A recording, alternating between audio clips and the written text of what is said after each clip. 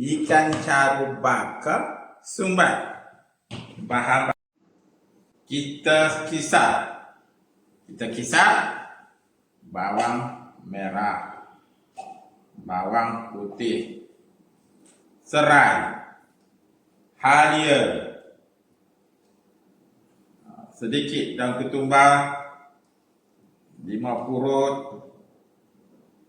cili. Okey. Gula melaka. Dan minyak.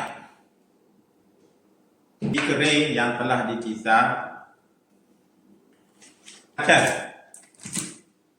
Dan perahan limau. Sos ikan.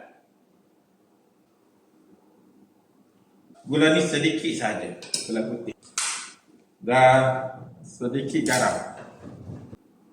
Kelapa parut. Okey.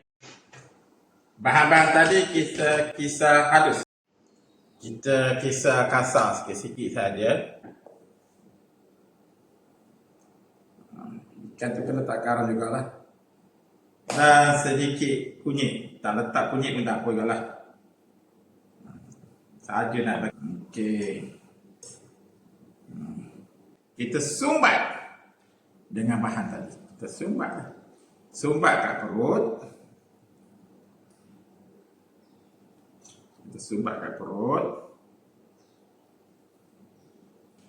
Dan sumbat. Kita sumbat dekat belakang. Guna periuk khas ni, kita pun kita letak saja kat sini.